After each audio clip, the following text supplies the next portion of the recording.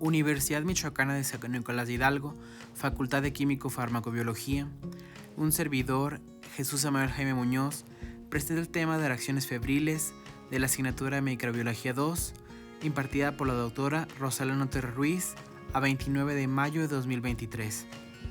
Los temas que se abordarán en este video son el fundamento de la técnica, la descripción de la técnica cualitativa y semi-cuantitativamente, la descripción de cada una de las pruebas que se utilizan y el valor diagnóstico. El fundamento de la técnica.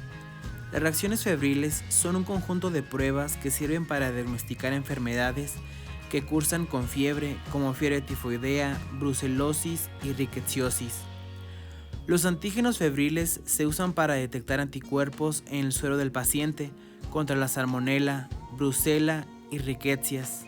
Esta última en una reacción cruzada con Proteus OX19. Estas reacciones se basan en el hecho de que cuando el organismo humano es invadido por agentes infecciosos, responde produciendo anticuerpos aglutinantes contra ellos, los cuales se ponen de manifiesto al entrar en contacto el antígeno con el anticuerpo específico. El título, valor del anticuerpo, depende del tipo y curso de la enfermedad.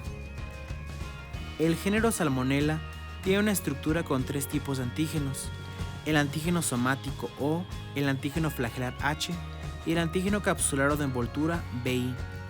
Esta causa la fiebre tifoidea, que se caracteriza por fiebre alta constante de 40 grados centígrados, sudoración profusa, gastroenteritis y diarrea. Tradicionalmente se divide en 4 fases, durando cada una de ellas una semana aproximadamente. La brucela causa la brucelosis, también conocida como fiebre de Malta, la cual es una zoonosis, es decir, una enfermedad que es transmitida de los animales al humano. Esta enfermedad se adquiere por ingerir alimentos contaminados o mantener un estrecho contacto con el ganado. Las rickettsias son bacterias cocobacilares, muchas de ellas son transmitidas por vectores como pulgas, garrapatas y piojos. En general, la rickettsiosis se considera una zoonosis, siendo el humano un huésped accidental excepto por el tifo epidémico. Las rickettsias se pueden dividir en 3 grupos: el primer grupo tifus, el segundo grupo de fiebre manchada y el tercero tifus scrub. Se detecta gracias a un kit de reacciones febriles que contiene 6 pruebas: una para reactivo para la Salmonella paratifi AH, antígeno A flagelar; otro para reactivo para Salmonella paratifi BH, antígeno B flagelar; otra para reactivo para Salmonella tifi H, D flagelar; otro para reactivo para Salmonella tifi O, somático; otra para reactivo para Brucella abortus y el último para reactivo para Proteus OX19. Descripción de la técnica cualitativa y semi-cuantitativamente. Técnica cualitativa.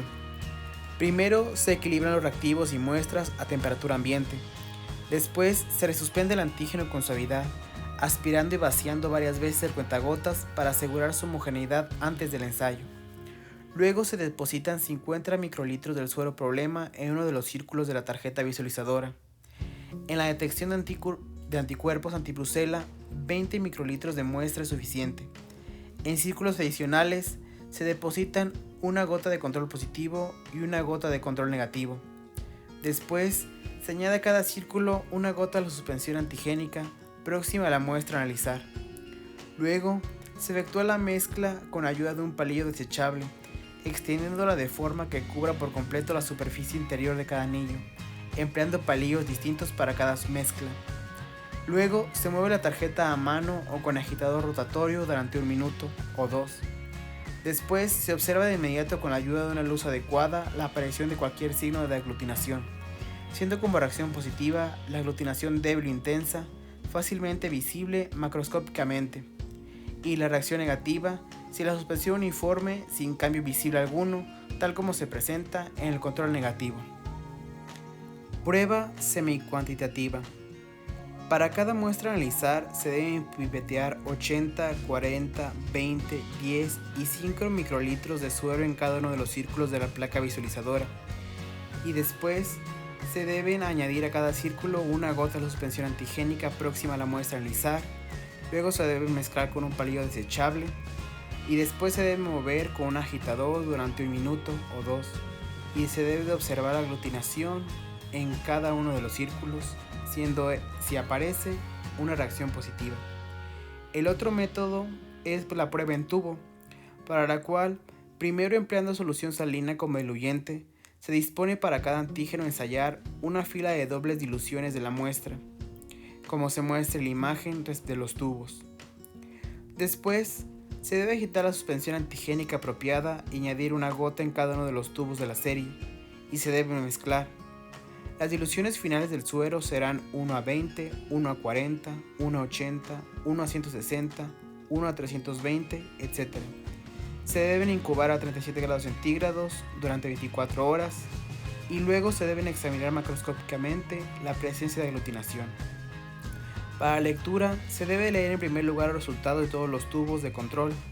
Una vez examinado el tipo de sedimento, se debe agitar ligeramente el tubo.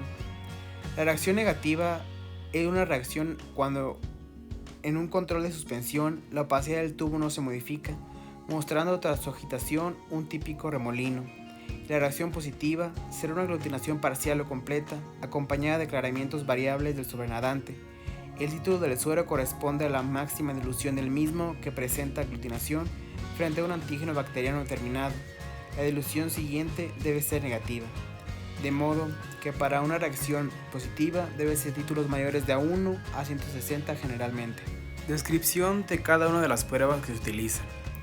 La reacción de Guidall es un test basado en el principio de aglutinación antígeno-anticuerpo, donde se determina la presencia de anticuerpos contra el antígeno O y H de la Salmonella typhi para el serodiagnóstico de la fiebre tifoidea. Sin embargo, debido a su falta de especificidad, debe ser interpretado en el contexto clínico del paciente.